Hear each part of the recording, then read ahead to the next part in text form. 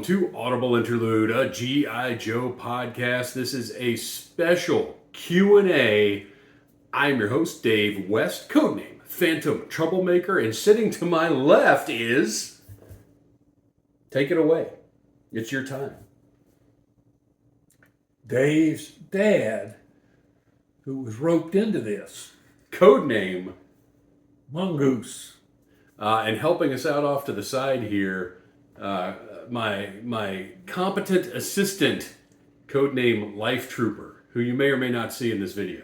Dave's son. Who was also roped into this.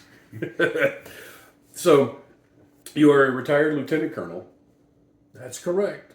And when did your service start? And how did you end up enlisting? Well, I was in the NC State ROTC program, and I was commissioned upon graduation in 1968. So my military career started in 1968 when I was commissioned. Actually, if you consider ROTC programs, it started when I was in high school taking junior ROTC from the 10th, 11th, and 12th grades.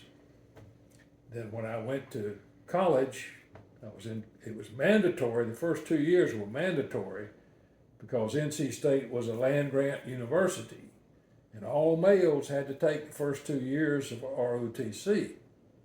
But then the last 2 years were an elective, but you got paid $55 a month. So that was very appealing to me. So, you were in Vietnam. We got a lot of pictures from your time there.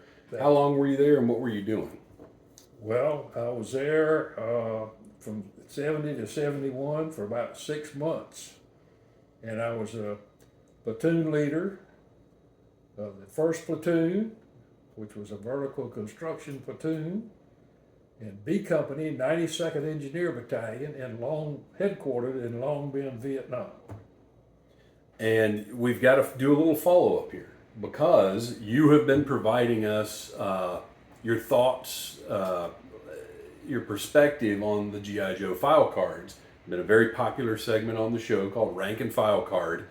And Mongoose has taken a look at them, and I really appreciate you doing that too, because I know it takes time for you to sit down and read those file cards and then put together your opinion about them, or just little things that you've added on that have given us a better perspective on what the G.I. Joe team is. But we've got some follow-up because on Tripwire's file card, you said you've got a couple of stories about dealing with EOD specialists, I guess. Yes, I do. All right. EOD is a specialty MOS in the Army, but most all of military branches have an EOD component. And my first experience with them was at Fort Bragg, North Carolina. I was the range officer for all of our small arms qualifications, which we had to do on an annual basis. So I was range officer for everything from the M1911 45 ACP pistol to the 3.5-inch rocket launcher. And this was on the 3.5-inch rocket launcher course. And I've got to give you a little background on what they are. They're currently not in U.S. inventory, but it was a weapon that was originally developed in World War II, the latter stages of World War II. And it had a rocket-propelled grenade, and it was ignited by a small electrical charge. When you squeezed off the trigger, it had a little generator there that generated a charge that ignited the propellant in the rocket. And so when we went to the range, you have a gunner and you have a loader. The gunner is actually just what it says. He's the one that operates the tube, fires the rocket propelled grenade, and the loader is the one that loads it. Well, to load this, you have a safety clip that's around it.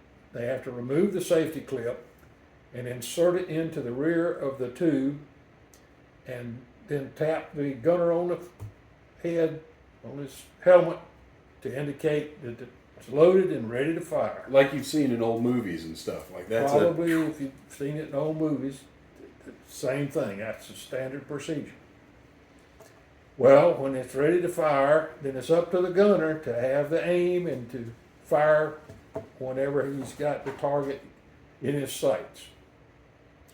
When he squeezes off that little generator, if the grenade doesn't fire, then there's a procedure that the gunner and the loader have to go through to try to fire it one more time. And that procedure entails just rotating the rocket in the tube just slightly, just in case there wasn't good contact between the generator and the igniter.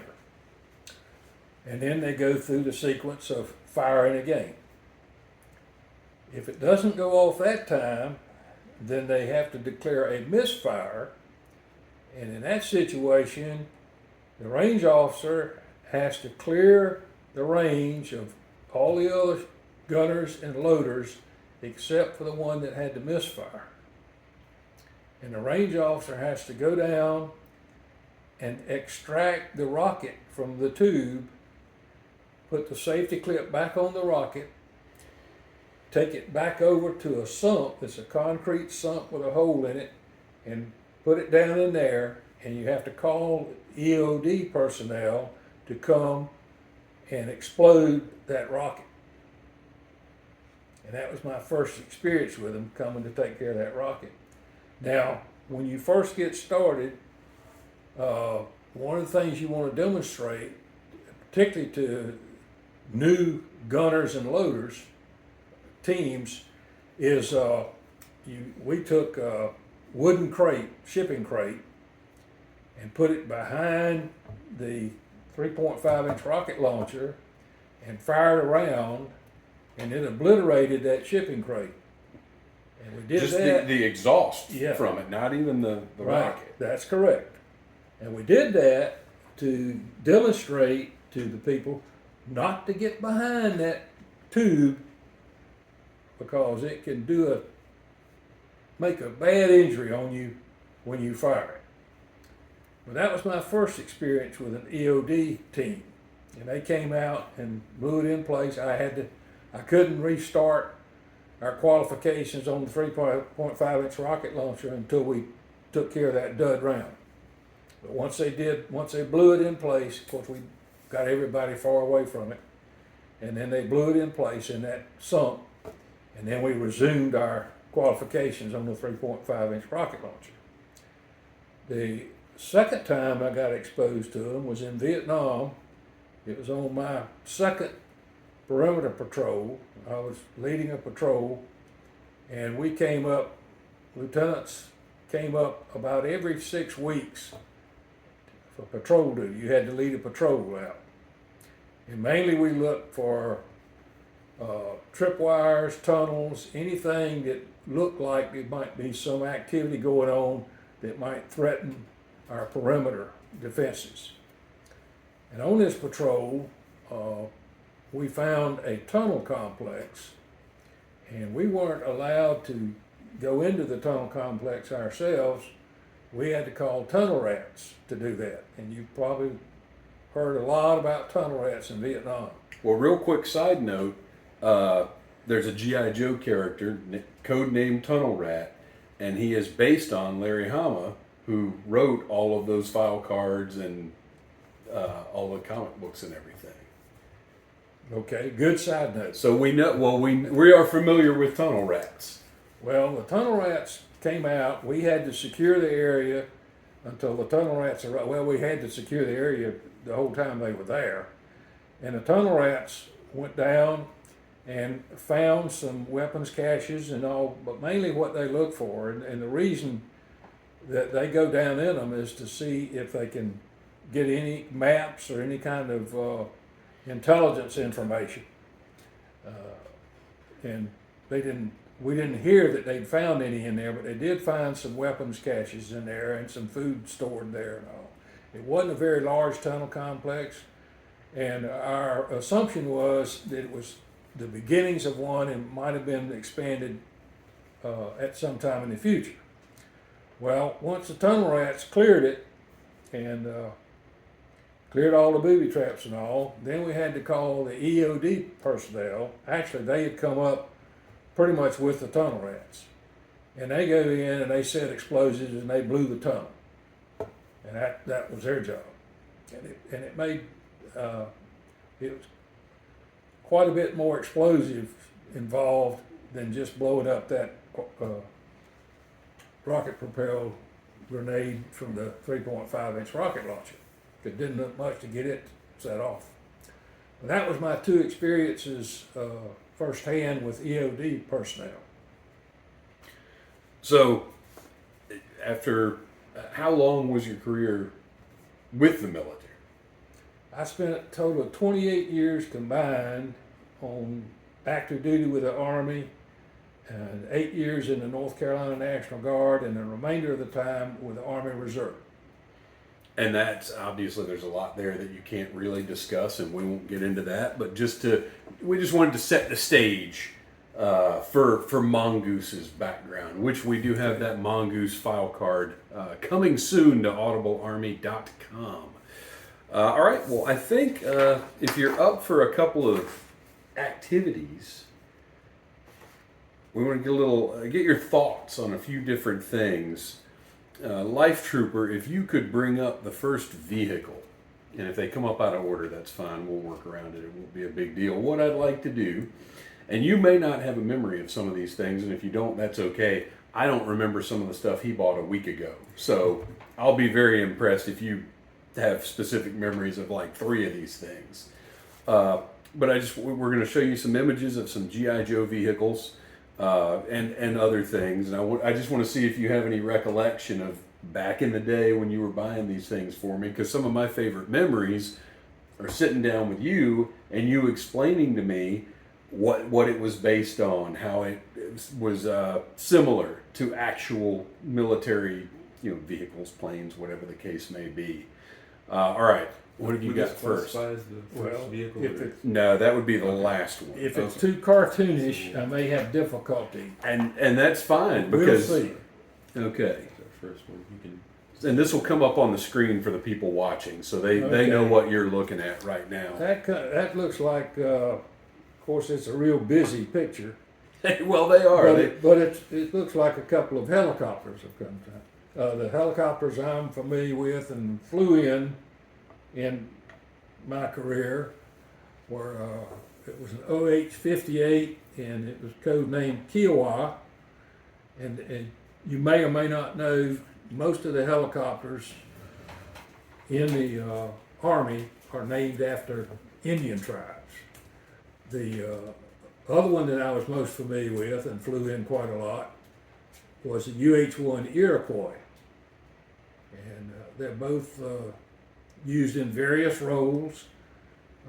The Iroquois was used for troop transport. It could also be used as a gunship platform, and it could be used as a medevac helicopter. The Kiwa was just a four-place. They converted some of them to be gunships, but most of the time it was a light observation helicopter used for spotting artillery, or if you needed to transport it, just a couple of people or so, you could do that. Actually, you could transport 3 people because the Kiwa had only one pilot, but if you took a passenger, the passenger had to be a qualified safety observer, which I was. You have to go to a little school and get certified for that. Whereas the Iroquois, the UH-1, had a pilot, a co-pilot, and a crew chief. And you could haul about 11 troops, although that was a pretty tight fit for 11 with all their gear. But counting the 3 crew members and then 11 troops, you could haul a total of 14 personnel. They didn't very often put 11 troops on there because, like I say, with all their gear and all, it's just too tight. But that's primarily the helicopters that I flew on. both in Vietnam while I was in the National Guard. So this being, well, first of all, do you have any recollection of this G.I. Joe helicopter? No, but it looks like it's a five-bladed. It's a five-bladed aircraft. Oh, okay, I see. It's got twin blades. Okay, that's all one helicopter. I thought there was two helicopters. Oh, okay. Okay, so that's all one helicopter. And so I would imagine that that's kind of modeled after the twin blade Chinook, which is the largest helicopter that the Army has, a CH-47. And so the name Tomahawk goes along with what you were saying, with it being Native American names. No, actually the name was Chinook. Well, no, but I'm saying them because they couldn't make anything that was the actual thing. So Tomahawk would have been kind of a tribute to helicopter naming conventions. Well, it could be, absolutely. But that is five, each of them are five blades, and there's twin blades on it. Rotors, we call them rotors, twin rotors, and that's reminiscent of, actually the Marine Corps has, and the Navy have a CH-47, CH-46s, which are smaller. They're similar. A lot of people mistake them for a Chinook, but they're not. They're smaller than the Chinook, which is a CH-47. Okay. Well, and the Joe vehicles were often scaled down a little bit because if you made the figures were considered 1/18 scale, and if you make an actual 1/18 scale Chinook, pretty big thing to have, right? There, I guess. Let's see. Let me figure out which way we're going here. Okay. What about? This is one of the more fantastical ones, maybe, but it is from earlier in the line. Okay, that looks like some kind of twin barrel cannon, and it appears to be some kind of anti-aircraft. Yeah, they make a point of and the pivoting. Now, in the times that I was in, we didn't, or I wasn't exposed to anything quite like that. Now, they did have in Vietnam, they had 4 50 calibers that were mounted, but they were usually on some kind of tracked vehicle. And they could be anti-aircraft, anti-personnel, anti-vehicle, whatever.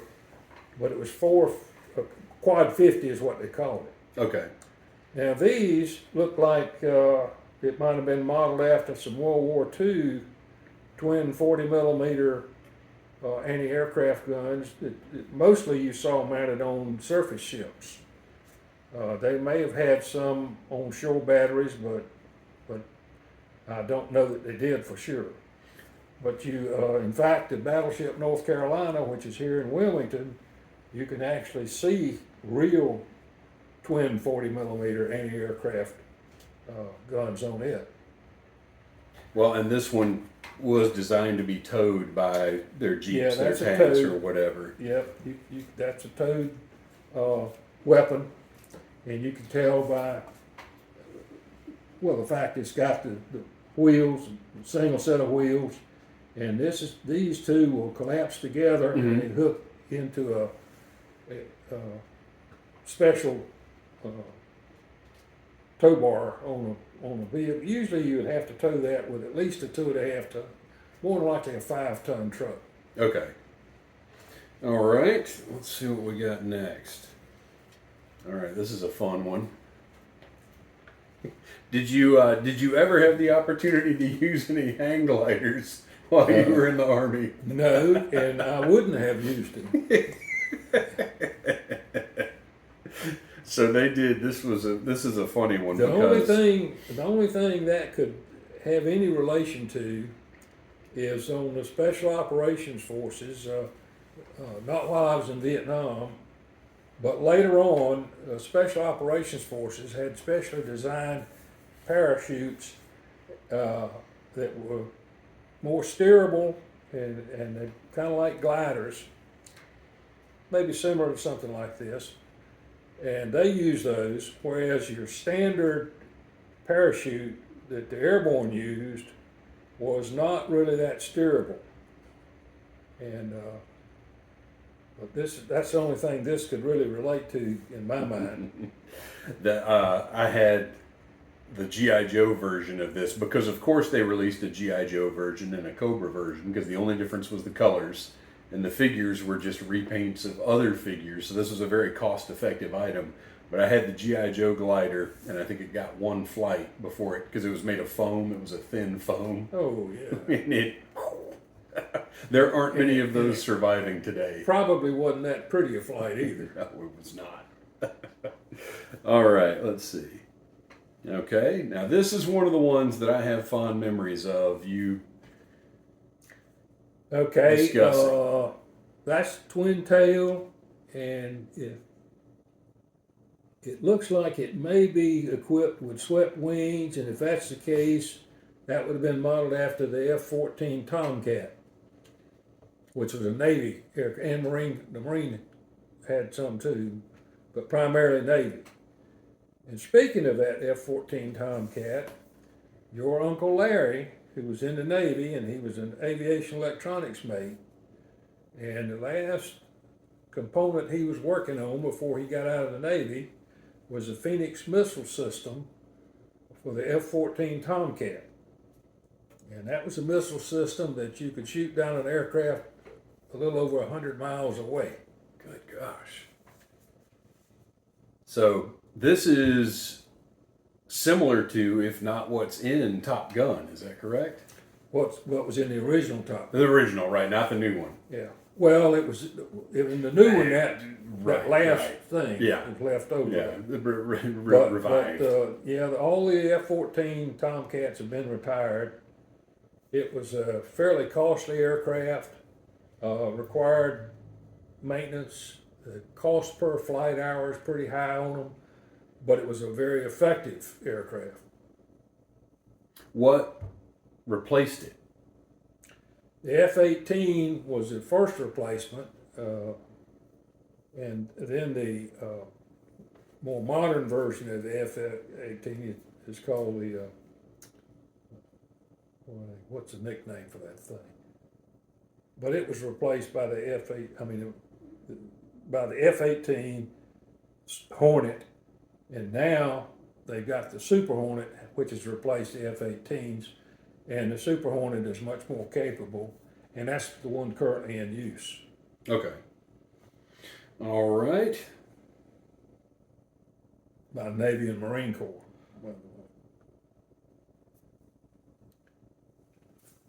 Okay, this is, you call it a Cobra HISS, his, which got to stand for something. High speed sentry.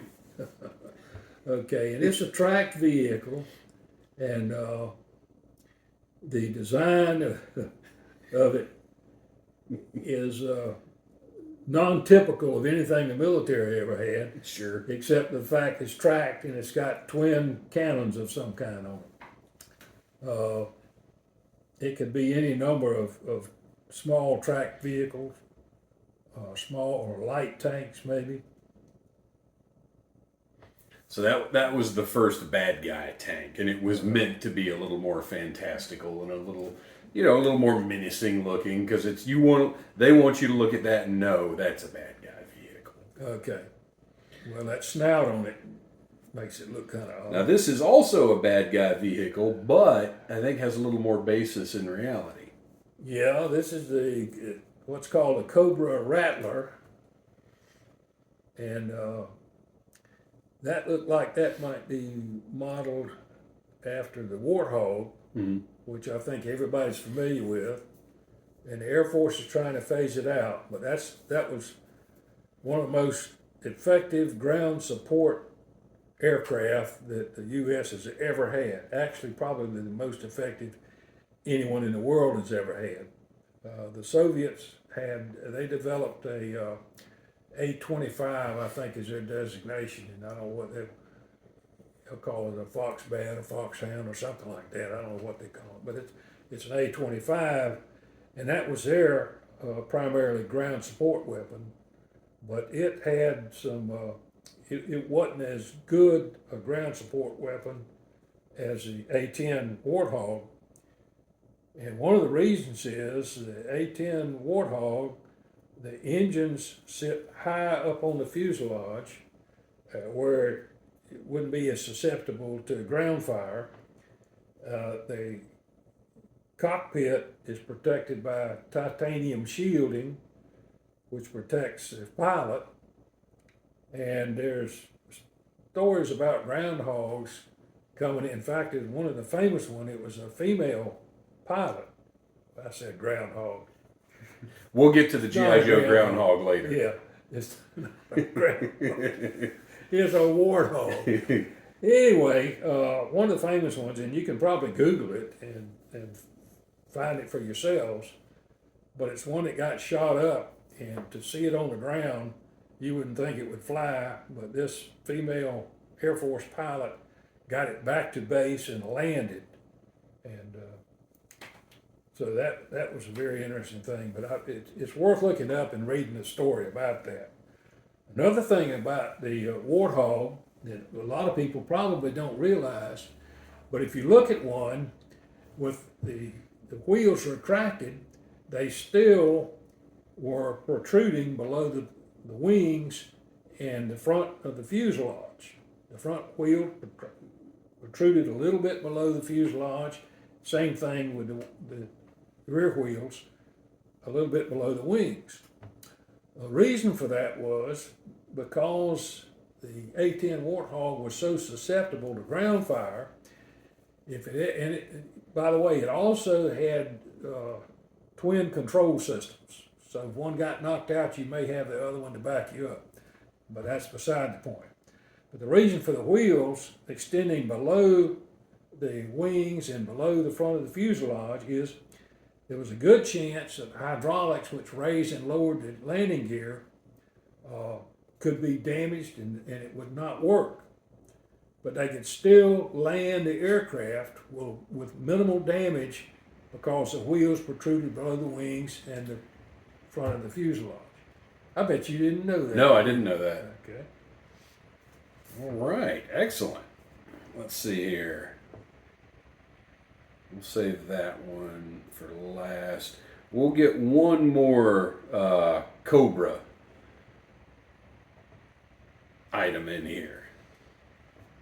That is the Cobra Terrordrome, the headquarters of Cobra. But really what they ended up being was a piece of merchandise that Cobra developed. It was meant to be a prefabricated, easily assembled fortress that they were selling to different terrorist governments or terrorist groups around the world that could very quickly be put together to establish a base in territory that was being invaded. Well, that concept is realistic about having something in kit form that you could quickly put together. As an example, the U.S., we had 2.5 or 5 ton trucks that would have a van body on them, and you would back them up together and you'd make a control, say a forward TOC, which is a Tactical Operations Center, or a rear TOC, which is a rear Tactical Operations Center. So you got a forward and a rear TOC. The rear TOC would usually control 2 or more forward TOCs. And you'd have a van, and it may only require one van with all the necessary equipment in that one van, and it'd be communications and radar control and all. But it could be even more complex that you'd back up anywhere from 2 to 4 back to back and form a complete headquarters control center. And that's similar to what this is, but these would be transportable on 2.5 or 5 ton trucks and be rigged up, and you could move them quickly, hook them up quickly, have them ready to go fairly quickly. And but that was common. They do the same thing, like if you get mechanized infantry, they had the 113s that could be equipped like that also, it would back up beside one another, or back to back one another. And now, they've pretty much done away with all the 113s. And I forget what they call the ones they've got now, but it's the successor to the 113s.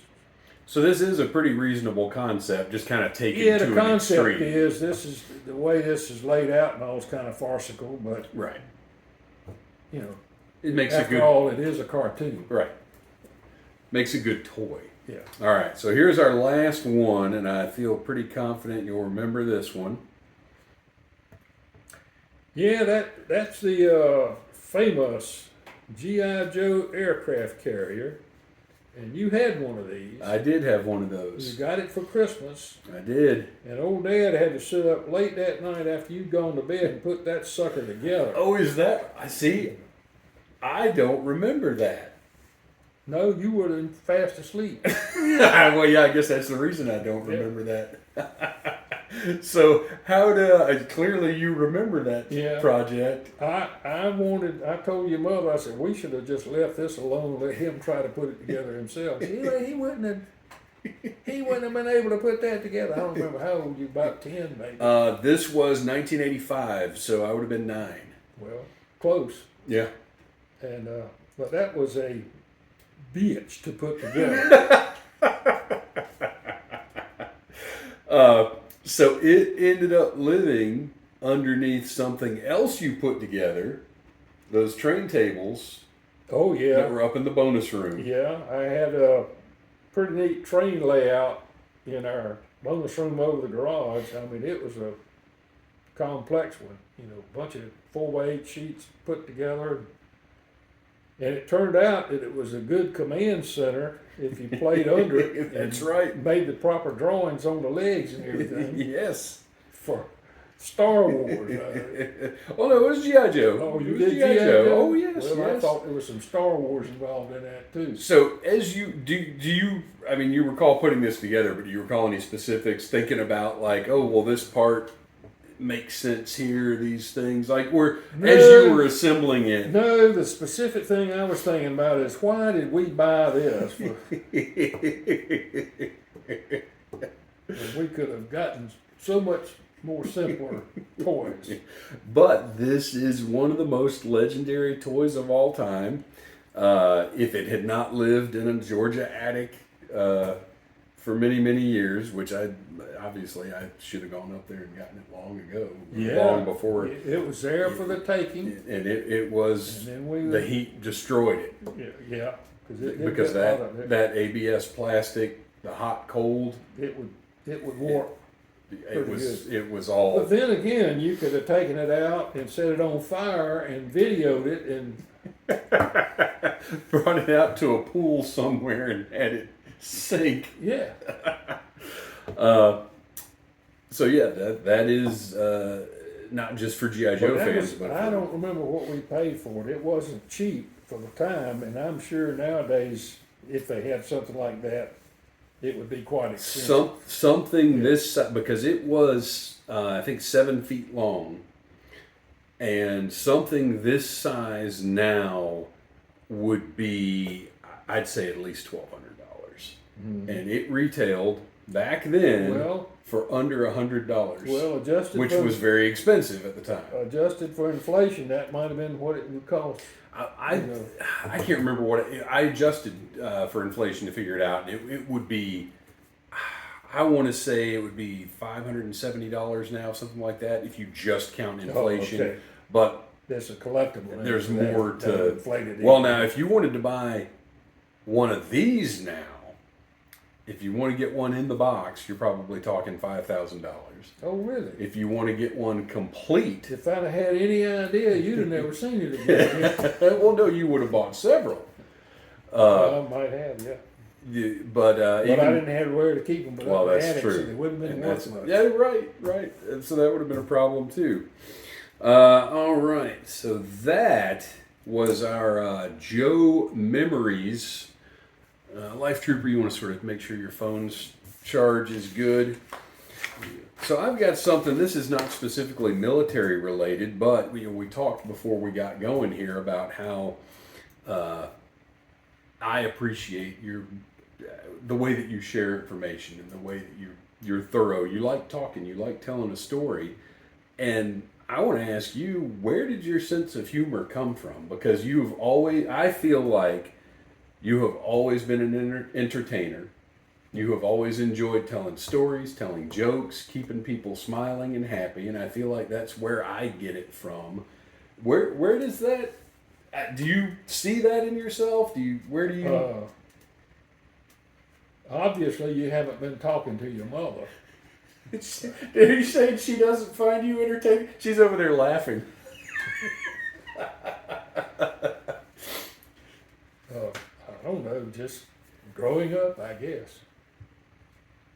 I had a lot of good friends, and we all joked together and carried on together, and now it's the same thing. I got some of those same friends, and we do the same thing. In fact, we got one that's kind of and your mother knows him, Billy O.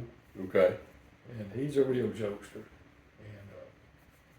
And we kid around. We have, I don't know whether you have been told yet or not, but usually about every Friday, we'll get together and we have what's called a Romeo lunch.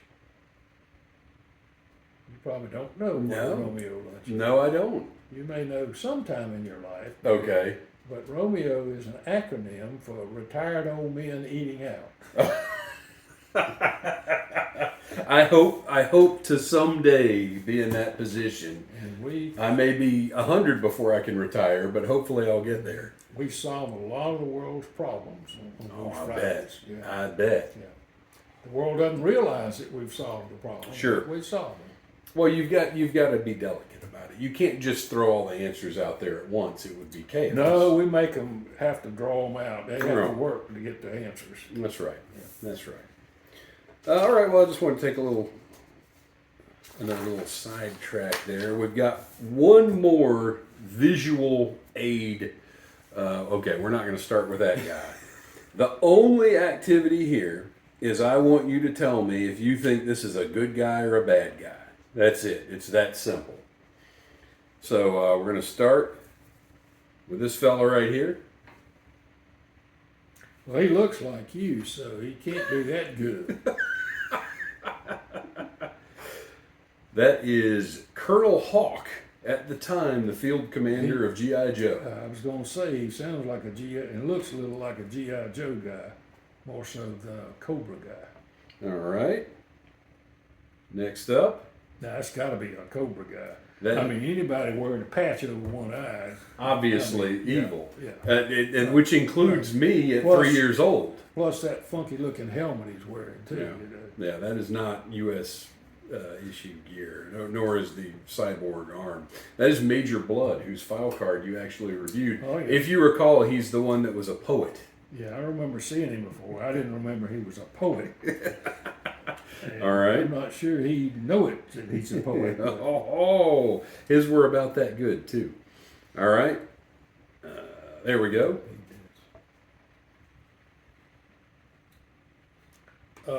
Let's see. He's got a lot of funky stuff on, so I believe he's Cobra, too. Looking at his eyes, for one thing. That's right. That is Firefly, the Cobra Saboteur. Okay. Now, Firefly, he's not the one that had the flamethrowers. No, there's a guy called Flamethrower, isn't it? Blowtorch. Blowtorch. Blowtorch. That's the one. Yeah, we can talk about Blowtorch. I got it. Okay. I think I might have written a little bit about Blowtorch. Yes. We haven't gotten to him yet, actually. All right. Oh, that's got to be a Cobra guy, too. That is Snake Eyes and his pet wolf Timber, and they are G.I. Joes through and through. Not only that, Snake Eyes is the most popular character in the franchise. Really? Yes. He looks more like a Cobra guy. He does, but he started off as a commando. He was in the original. This is his 1985 figure where they kind of turned him into a ninja. Yeah. But in 1982, he was the commando. He was all black, and they made him to save money because all of the other figures had paint on them for hair, eyebrows, grenades, whatever. And they didn't have enough in the budget to do one more figure, so they said, well, we'll just make one all in black. Nobody will buy it, but just to round out the line. Ended up being the most popular character in the line. Well, I would suspect him as being a double agent. Well, his sword brother, Storm Shadow, actually does end up... but once we get you reading the comics, you'll see all that. Good luck with that. All right, next up. What do you think of that guy? Well, what he's wearing looks like a Cobra outfit. That is Serpentor, the Cobra Emperor. Yeah. Well, I mean, see that headgear he's wearing? It looks like a Cobra. And he is on his air chariot. Mm-hmm.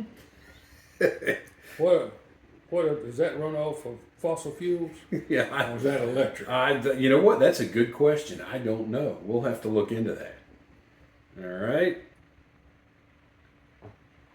You know, it's funny. I just bought a figure of this guy at Joe Fest. I should have brought it out here. That must be a G.I. Joe there. That is a G.I. Joe. That is Fast Draw, one of their heavy ordnance specialists. Okay.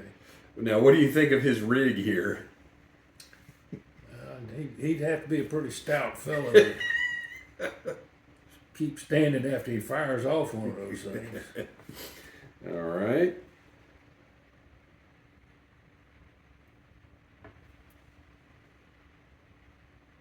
That doesn't look like a G.I. Joe. That's too ugly. And you know, now that I'm looking at it, that even looks like a Cobra on his helmet. Well, it does.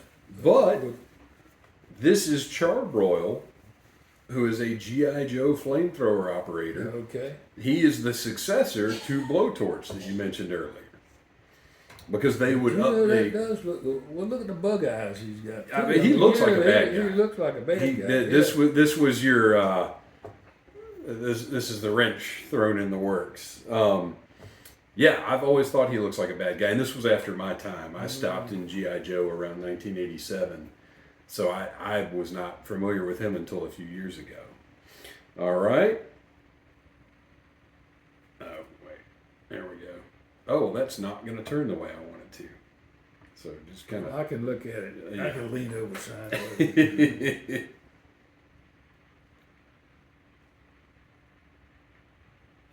So he's riding in some kind of, I don't know whether that's a terrain vehicle or a flying vehicle. A terrain. It's terrain, okay. Yeah, it looks like a souped up, laid back scooter with twin guns of some kind. They look like more than machine guns rather than cannons. But it might be 20mm cannons. But you know what I hadn't seen Cobra have? Of course, probably didn't have them in the 80s. Well, that's when it started coming out. It's a Gatling gun, the multi-barrel guns. They were throughout the line at the time, definitely. Is that right? But this is Darklon and his vehicle, the Evader, and they are bad guys. Well, Or he is a bad guy. You'd think all the Cobra guys would have some kind of Cobra symbol on them. Somewhere. Well, he's technically one of Destro. Destro is the weapon supplier that plays both sides. Oh, yeah. He's technically one of Destro's guys. He is the ruler of the country Darklonia. Darklonia. That's a pretty creative name, I think. Oh, I did cut it down. Okay, so this guy... That's got to be a G.I. Joe there. That is a G.I. Joe. Because I read that, a real American above it. Well, they all That's say kind of a clue. G.I. Joe. That's from the card back. But you are correct. That is a G.I. Joe. That is the former Colonel Hawk, now General Hawk, with his jetpack. Well, if he's a general, is he a brigadier general? You know what? I'd have to look and see. You need to look it up and see whether he's a brigadier general, major general, lieutenant general, or a full general. I believe he is a full general. Well, then he's got to have a whole lot of people under him if he's a full general. Well, what happened is he at the beginning of G.I. Joe, he was the colonel, he was the field commander, and then he got promoted, and they chose a new field commander, the Sergeant Duke, and Hawk started. This is kind of just a toy thing. In the comics continuity, he basically works out of Washington, D.C. and deals with higher ups at the Pentagon and stuff. So this G.I. Joe, they are actually in the U.S. military. It's not some kind of private mercenary. No, they are okay. Yes. So his promotions come out of the Pentagon, and Right. actually he has to be nominated and then confirmed by the Senate, which I had to be confirmed by the Senate. Oh. At what rank does that start? Field grade, Okay. which is major and above. Okay. All right, just got a couple more here. Let's take a look at this guy. Oh, he's definitely a G.I. Joe guy. He is a G.I. Joe guy. You know, anybody wear pantaloons has got to be a G.I. Joe. So, does he remind you of anybody else, though? Any non-G.I. Joe character? Yeah, he could be some Star Wars here with that helmet, and you know the stormtroopers or something like Well, that. you've seen RoboCop. Oh yeah, RoboCop. Yep. Now That's- that you mention it, That yeah. helmet is 100%. Could be a RoboCop helmet. That is Barricade, and he is a G.I. Joe. All right. Now, this one, color-wise, is similar. A little different character. Now that looks like a 1930s vintage. It looks like Flash Gordon or something, doesn't right, it? From the exactly. serials. Yeah, and he's got to be a G.I. Joe guy too. That is actually a Cobra underwater specialist, the eel. The eel, okay. And then finally, last one. This is a tough one. This one's going to be a real brain I buster. should have been able to tell by his trident. Right. Looks his evil looking weapon. Yeah. All right, get ready. Here you go. Trident, that's a symbol for underwater stuff. Well, that's a dragon.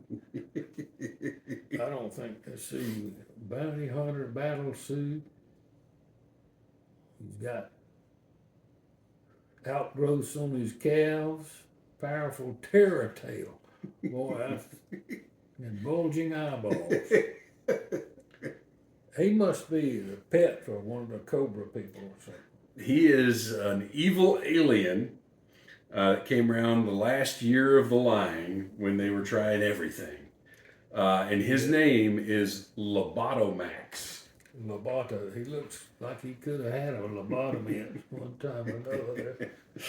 All right, that was our He good won't- guy or he bad won't win guy. any beauty contest, that's for sure. So, it is time now for our Q&A.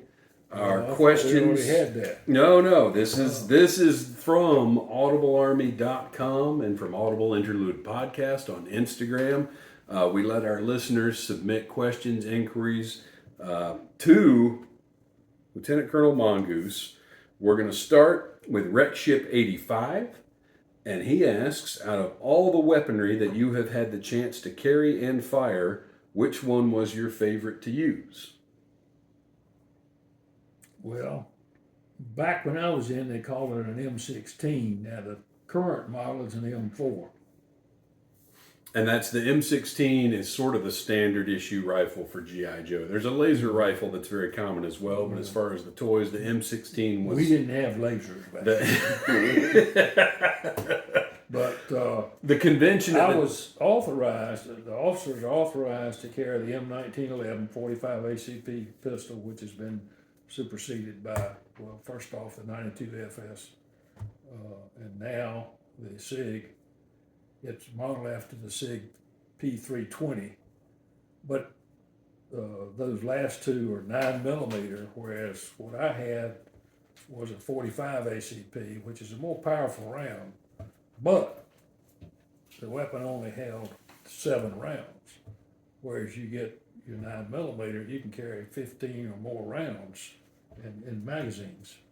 So, but since I was authorized to that, whenever I went out on patrol, I would have that as a sidearm, but I would take an M16 with me too. and I would make sure that at least two of the men on patrol carried M79 grenade launchers. And the M79 grenade launcher, you had what's called a shotgun round, which is just like and it's 40 millimeter, by the way, the diameter. And the shotgun round works just about like it says. It blows out a lot of pellets. And we used it for anti-ambush. In other words, if you started taking fire from a position, you would use the shotgun round and the M79 to try to suppress that fire while you took cover. The other round was a high explosive round, anti-personnel, and it would fire long ranges and all. But the M79 was replaced by, originally it was the XM6, which was mounted under the M16. So with the M16, you could fire rounds, but you could also fire the grenade rounds from it, and it would hold 6 rounds. But the M79 was a real neat weapon. You could be fairly accurate with it. And it was effective. If you had a squad moving in on you, you shoot in amongst them, it's going to take them all down, unless they would spread way out. All right. So you mentioned the grenade launcher mounted under the M16, maybe. Yep. Something similar to that? Yep. All right. That's it. Okay. I got to remember to put an image of Leatherneck in there. All right. And that's, so the M16 was sort of the standard issue G.I. Joe rifle, and then AK-47s were typically sort of thought of as Cobra's standard issue, the bad guy rifle. AK-47s, well, actually early on in Vietnam, they had a SKS, which fired the same round as the AK-47. The AK-47 was Russian developed. Well, SKS was Russian developed, but the Chinese started manufacturing, copies. I'm sure the Chinese got a license from the Russians to copy their stuff. Of course. But anyway, SKS was what a lot of the VC had. AK-47s, the North Vietnamese regulars primarily had the AK-47s. You had some VC that might have AK-47, but most of them had SKS rifles. But it was a 7.62 by 39 round, whereas the M16 fired a 5.56 by 45 round. So we kind of skimmed on this a little bit, but I don't think we've discussed it on the show. How did you come by the code name Mongoose? Because you snapped it out pretty quickly. Well, that started back when CB radios were popular, and it was before they put radios in our company vehicles.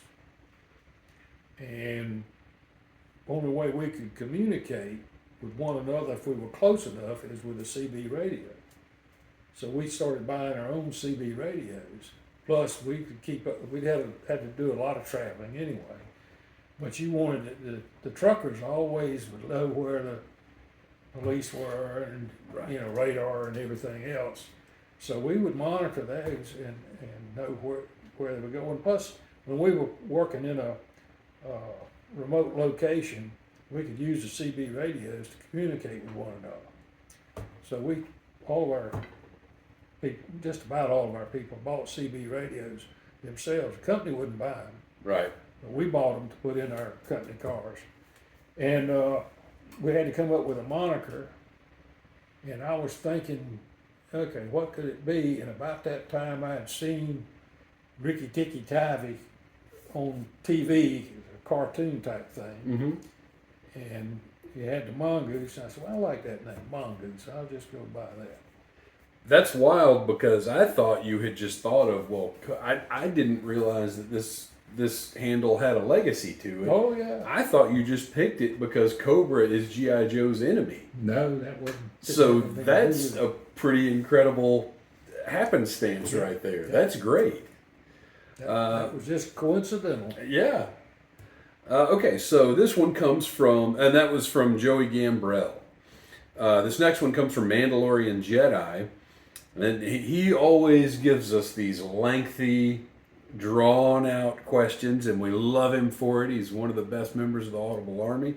So Mandalorian Jedi says, considering the advancements in missile technology and the proliferation of relatively inexpensive anti-ship capabilities, exemplified by the damage and destruction of several Russian military ships by the Ukrainian military, how do large-scale military vessels such as aircraft carriers maintain their relevance and efficacy on the modern battlefield, and what strategies or adaptations are being pursued to ensure their continued combat effectiveness?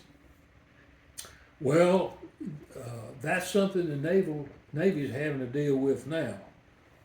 My personal feeling about that is they cannot be defended by a mass of anti-ship weapons coming in, say 1,000 coming in. Now, if you'll remember, Iran launched a salvo of, was it 300? I may be off by a factor of 10, but I think it was 300. And they were able to knock out something like 90% of them before they hit their targets. Of course, some of them failed on their own, but that was fairly recently. Well, when you consider the protection for the aircraft carrier is the escort vessels that go with them, and they all are equipped with pretty sophisticated anti-missile systems. You know, the frigates, the destroyers, that's their main purpose is to protect that aircraft carrier. But there's a certain number of anti-ship missiles that could be launched, and it wouldn't take, you know, if if they launched 100 and a dozen got through, that could do serious damage to an aircraft carrier. And I personally think it's a mistake for the United States to spend 11 to 13 billion. The most recent one was the Gerald R. Ford, about $13 billion, a little over 13 billion, I think it was, and came in late. And they've already got 2 that are under construction now. It's in the same class as the Gerald R. Ford. Now they're supposed to come in cheaper because you hadn't got all the development costs for everything. But I've read recently where they may be looking at something like this. In World War II, they had major carriers, very large. Then they had what they call jeep carriers, which were primarily to transport aircraft to islands in the South Pacific, you know, from the U.S. mainland to islands in the South Pacific. But nevertheless, they were aircraft carriers, but they were a good bit smaller than the main carriers. Then they had what they call escort carriers, which were primarily for escorting, and they were used a lot in the Atlantic, and they were primarily for escorting convoys going to the British Isles. And they wouldn't carry as many planes as the main carriers, but they were still, you know, pretty effective. And I think it'd be, you know, is quantity better than having one large target. If you take that $13 billion and can build about 3 or 4 $4 billion aircraft carriers, yeah, they can't carry as many aircraft, but they could carry maybe 30 aircraft or 40 aircraft rather than 90 or so. But you get, for the same amount of money, you get 4. So that would be 4 targets they'd have to take out rather than 1 target. And another thing they could look at, one of the things that makes the aircraft carriers so expensive is the fact that they're nuclear powered. And if you went to conventional power on these smaller aircraft carriers, they wouldn't have to go all over the world. They could be, right now we've got one of our aircraft carriers, and I don't remember which one. I think they just changed it out. It used to be the Abraham Lincoln, I think it was, that was stationed in Japan. Well, that's going to be close to any conflict we have over there with a potential adversary like China. So there's not a great need for it being a nuclear aircraft carrier. If you had a smaller aircraft carrier and position 3 of them over there, and they were conventionally powered, you could build them for a lot less money, and they would be available and just as effective, the 3 of them, as one large aircraft carrier target would be. Same thing for the Mediterranean. Typically we have an aircraft carrier assigned to the Mediterranean. Well, rather than one $13 billion carrier assigned over there, maybe we could have 3 smaller carriers assigned to different ports in the Mediterranean. But anyway, that's my thinking, is quantity in today's world may be a more effective way to conduct warfare than having one large, very effective one, but still could be taken out by very inexpensive missiles. And it's just like right now, over in the Red Sea, they're using drones that may call the Iranians made, given to Houthis and Hamas and Hezbollah, and those drones may cost $1,000 to $2,000, and to take them out, we're taking them out with $50,000 missiles maybe. So you cannot sustain that in a major warfare. Right. You couldn't sustain something like that. Just like right now, up until recently, they had a shortage of 155 millimeter artillery rounds. They were going real short. Well, they had the United States as well as other NATO countries that are supporting Ukraine had to go into their stockpiles and provide them. And then their stockpiles got low, including the United States. So the United States has opened up, I think last I heard it was 3 additional manufacturing plants to make 155 millimeter artillery rounds. And at the rate that they're used, just in that war between Russia and Ukraine, the supplies cannot be sustained for a long-term warfare. I mean, if you got in a war between NATO countries and southeastern countries, which used to have an organization like NATO called the Southeast Asia Treaty Organization, CETO. But that was after the Cold War ended, that was pretty much dissolved. They're trying to get it started back up now, and they've got Australia, the United Kingdom, the US, and I think Japan's going to join, but there's others. But you're going to have, ultimately, I think, a war in the Pacific.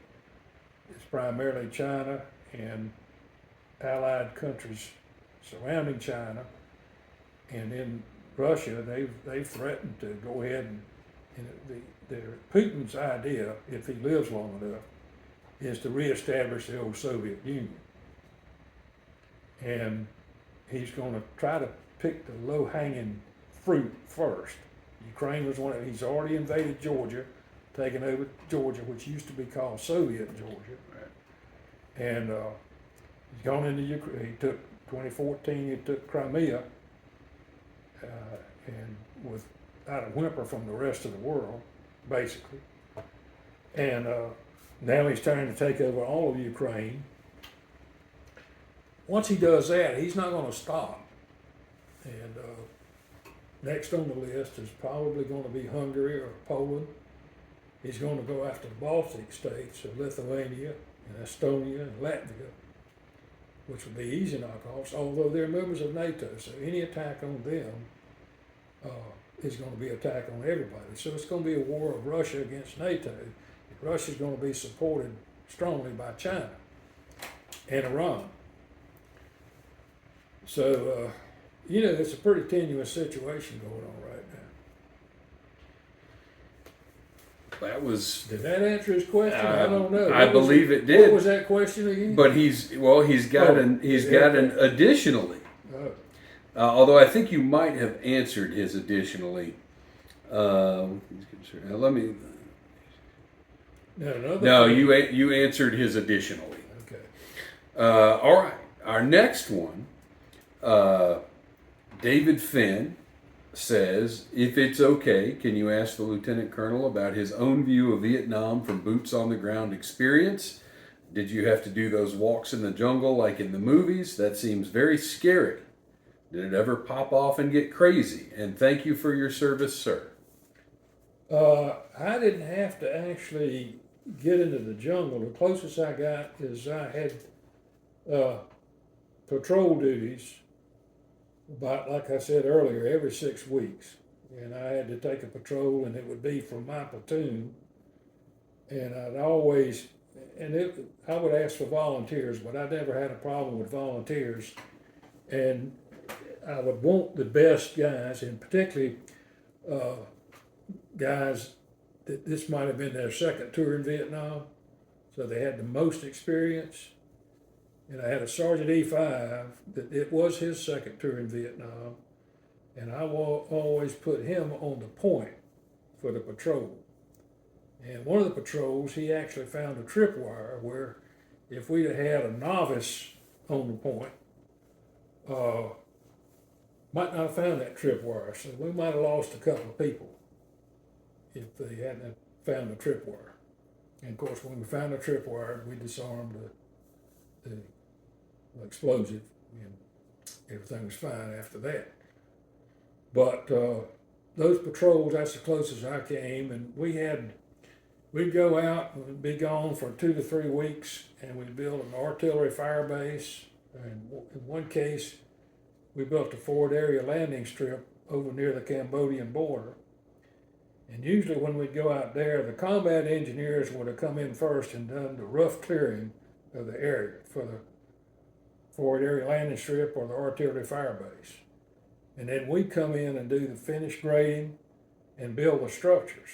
And the structures, we'd build bunkers, we'd build latrines, we might, depending on how long it was going to be there, we might do a mess hall, we'd build the towers, observation towers, and like that.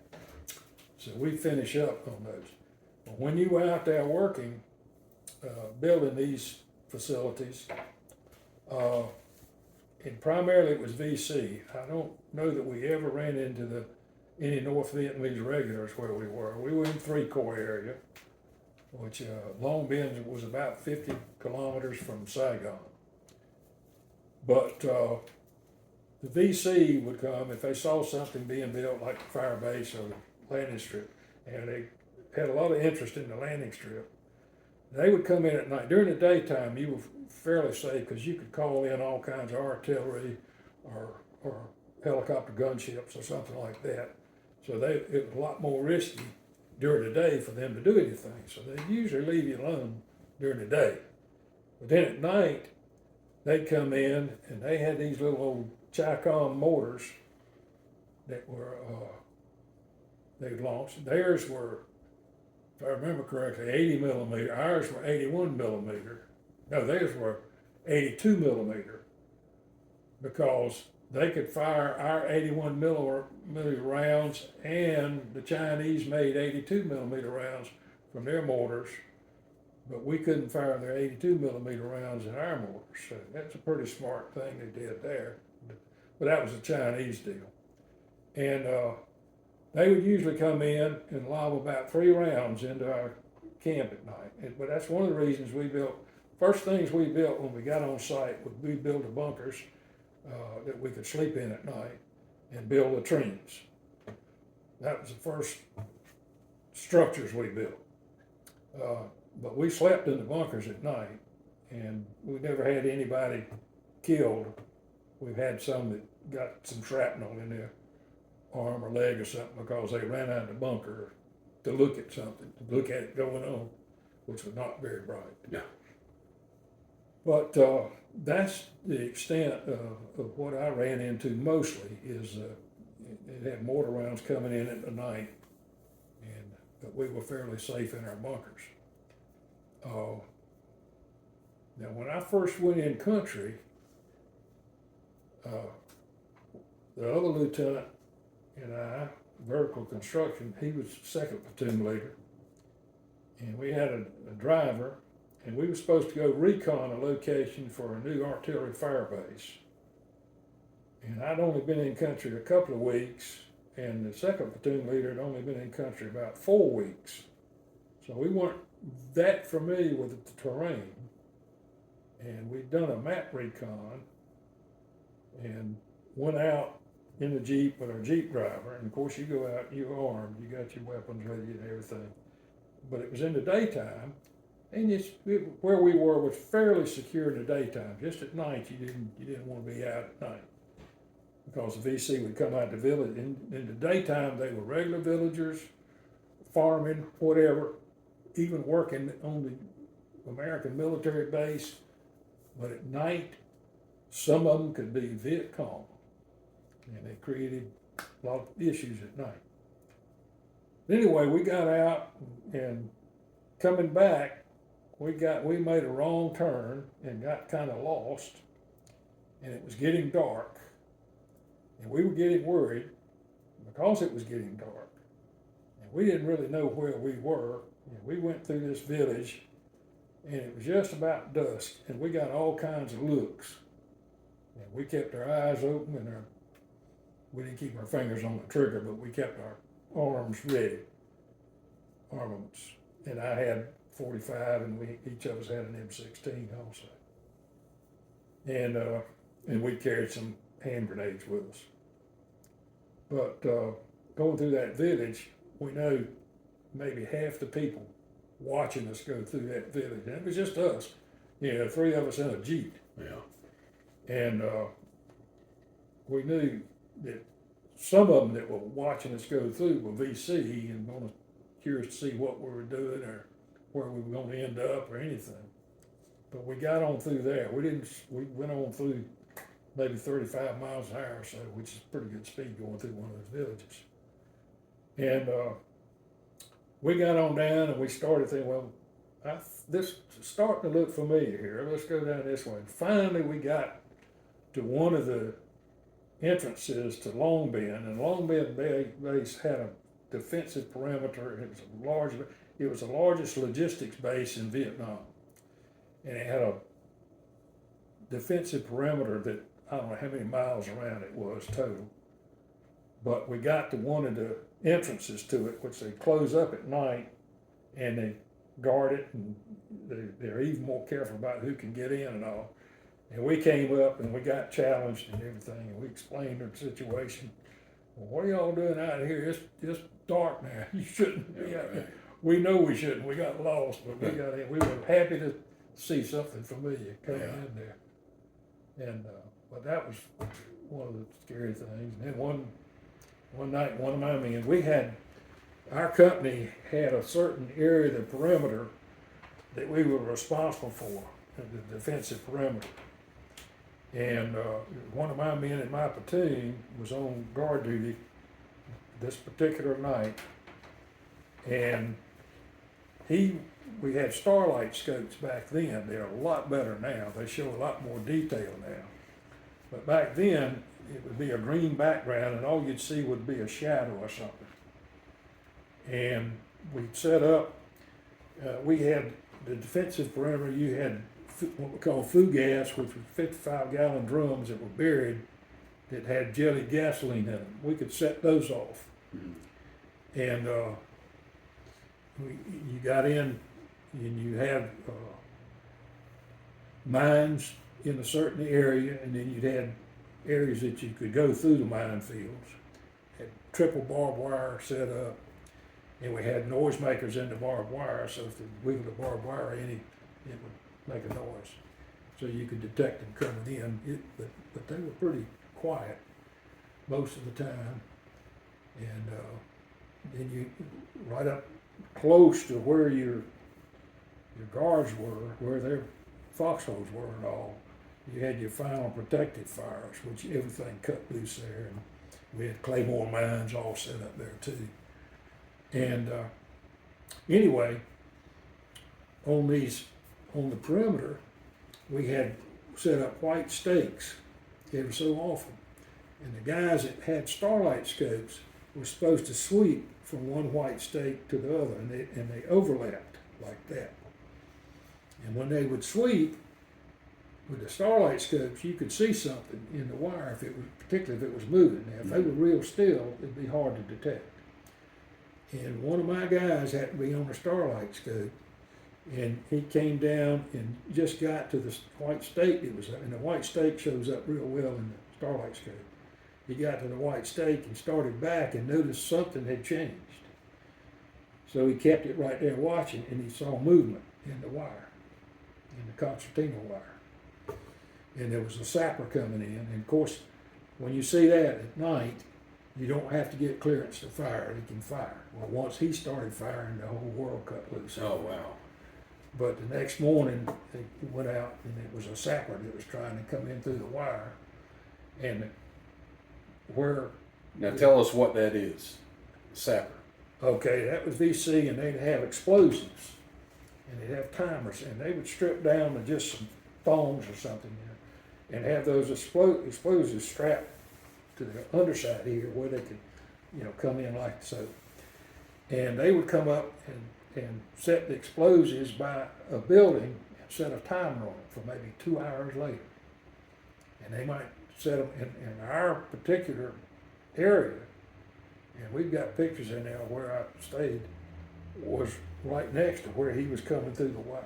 I mean, we were 100 yards from where that defensive perimeter was, but if he had gone to the closest buildings, it would have been in our cutting area.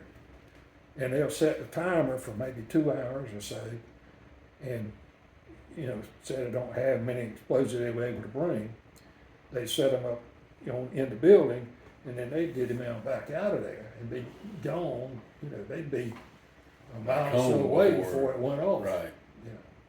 So they'd be long gone. But fortunately, they saw him with the starlight scope and took him out. And then we had another one where at night we monitored radio calls, and we heard radio calls of a firefight going on. And it turned out that we had a helicopter that was equipped with a xenon searchlight that had spotted a squad-size group in our fire zone, our perimeter area. And they had a helicopter gunship that they had called in, and we went outside to watch, and I tried to take some pictures, but it doesn't show up very well. And that Snoopy Snoopy helicopter with the xenon searchlight was circling around, keeping the searchlight spotted on those guys, and they were laying low. We didn't know all this till we ran into some pilots at the officer club later, and they told us about it. I mean, we knew something was going on, but we didn't know the details. And then you could see a gunship in the distance that were firing, and you could see the tracer rounds going down and concentrating on where that searchlight was spotting up. Right. And it turned out to be about a squad-size VC. They were in their black pajamas and all, but they took all them out. But they were going to do some kind of infiltration, we thought.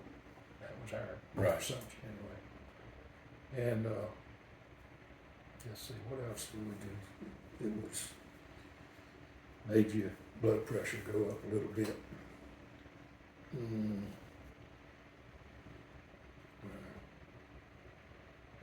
Well, I think we can save some, because I would love to do this again. We've got one more question to wrap this up. This is a legitimate question, and it was legitimately the last question that came in. This is from Silent Interlude, another one of our regular contributors. Always has some good thoughts, but I have to say this is one of his best.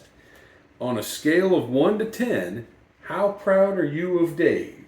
13? In the 20s? Is it difficult to be humble in front of the other dads? This is not me, by the way. Let me see if that really says that. This was legitimate.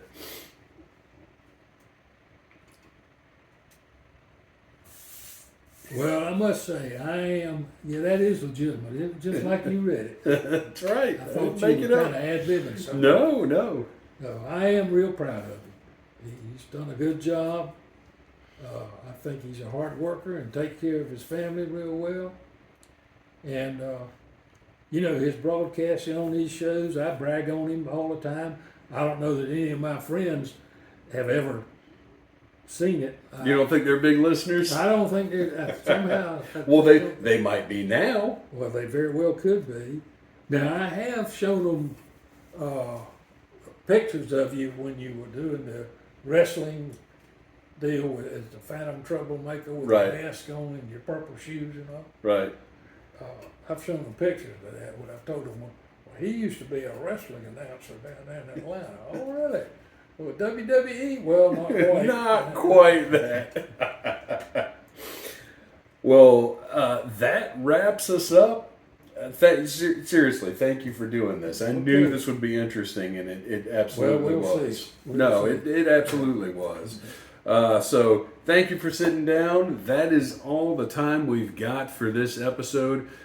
We like to end things at Audible Interlude with a good Yo Joe. But after I say Yo Joe, I would like to get a completely unenthusiastic Cobra out of you, because it'll get a laugh. Well, wouldn't that be ironic for a Mongoose to be say? Well, you know what then? Here's what we should do. Okay. You say I've Yo got it. Joe. No, you can say Yo Joe, and I've got something to say. Oh, okay. All right. Well, then until next time, Yo Joe. Die Cobra. There you go. That's going to have to replace our unenthusiastic Cobra. Smash that like button if you like Needless Things.